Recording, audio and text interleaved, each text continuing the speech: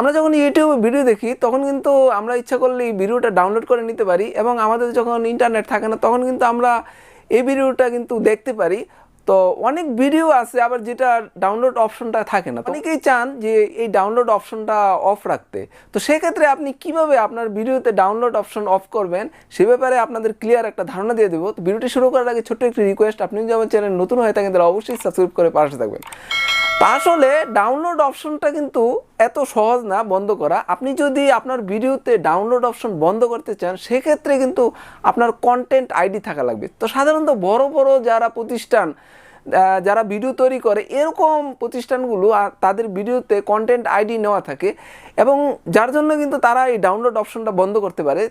তবে আমরা সাধারণভাবে কিন্তু আমরা এই কন্টেন্ট আইডি ছাড়া কিন্তু আমরা এই ডাউনলোড অপশনটা বন্ধ করা সম্ভব না।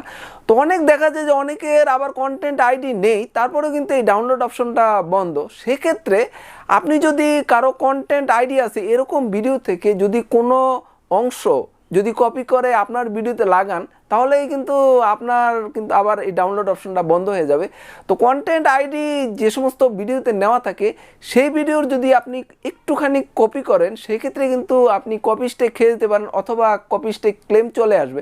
তো সাধারণত দেখা যায় যে বড় বড় যে মিউজিক প্রতিষ্ঠানগুলো ওইসব মিউজিকগুলো যদি আপনি লাগান সেক্ষেত্রে কিন্তু সাথে সাথেই দেখা যায় যে কপি স্ট্রাইক ক্লেম চলে আসে, এবং আপনার মনে করেন যে এই ভিডিও থেকে যে আপনার রেভিনিউগুলো আসবে, যদি আপনার মনিটাইজ চ্যানেল হয়ে থাকে তাহলে এই ভিডিও থেকে যে রেভিনিউগুলো আপনি পাবেন সেই রেভিনিউগুলো কিন্তু ওই প্রতিষ্ঠান যে কপি স্ট্রাইক ক্লেম করলো সে পেয়ে যাবে। অর্থাৎ আপনি যদি একটা মিউজিক আপনার ভিডিওতে লাগান এবং ওই মিউজিকের যদি কন্টেন্ট আইডি থাকে সেক্ষেত্রে কিন্তু কপি স্ট্রাইক ক্লেম চলে আসবে, এবং আপনার ভিডিও থেকে যা আয় হয় সেটা কিন্তু ওই মিউজিক কোম্পানি পেয়ে যাবে। যে সমস্ত বড় বড় প্রতিষ্ঠান আছে তারা কন্টেন্ট আইডি নেয়, তাহলে আমাদের মতো ছোটোখাটো ইউটিউবারদের জন্য এই কন্টেন্ট আইডি নেওয়ার কোনো দরকার নেই, এবং এটা নিতেও কিন্তু অনেক খরচ যাবে, যার জন্য আমাদের মতো ছোটোখাটো ইউটিউবের কিন্তু এই কন্টেন্ট আইডির কথা চিন্তা করে কোনো লাভ নেই।